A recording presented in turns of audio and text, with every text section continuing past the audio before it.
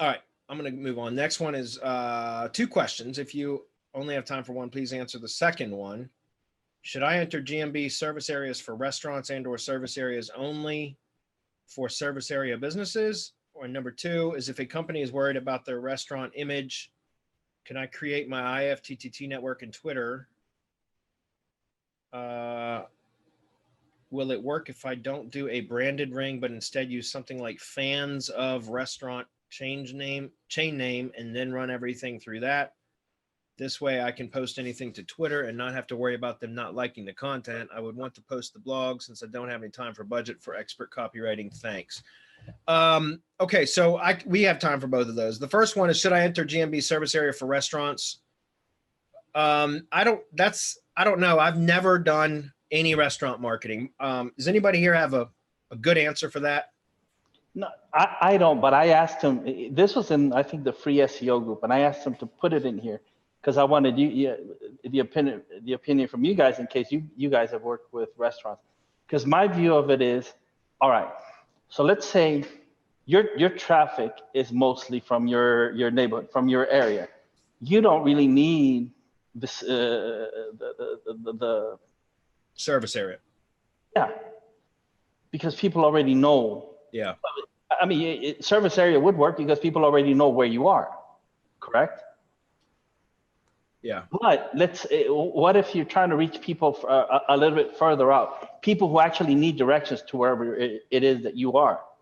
If you have a service area, those people cannot get direct. It's like a double-edged sword, right? Because what's this restaurant planning to do?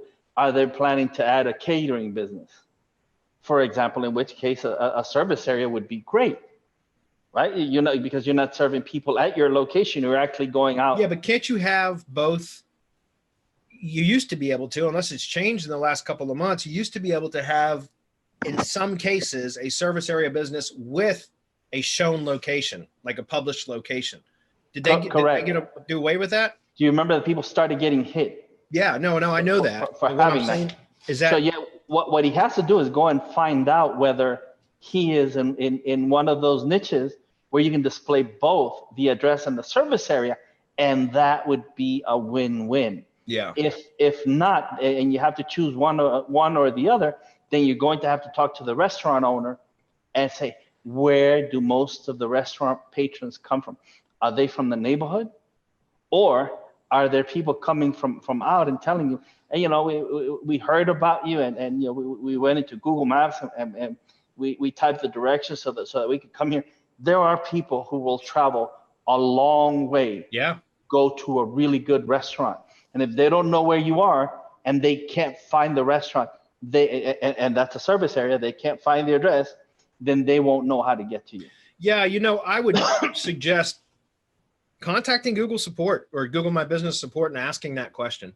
Seriously, it can't hurt to ask. I would contact Google support or Google My Business support and just ask. Say, look, we've got I manage the marketing or the Google My Business profile for this business, and they are a restaurant, but they also deliver and they also do catering, or whatever the reason is that they would want to also be in a service area, to be a service area business, and ask, am I able to do both the list the address, publish the address, and list the service area where they deliver to, or where they do catering, or both, and just ask and find out. Because here's the thing: if a Google rep says no, that's fine because of that type of situation, then you can, while you're on the phone with them, make the change to the GMB to add the service areas and keep the address published.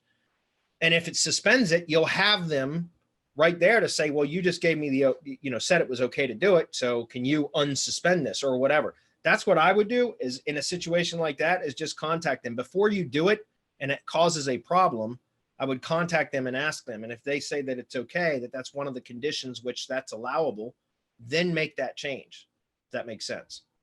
So that was a good question though, because again, I've never done any real restaurant marketing, so I really don't know.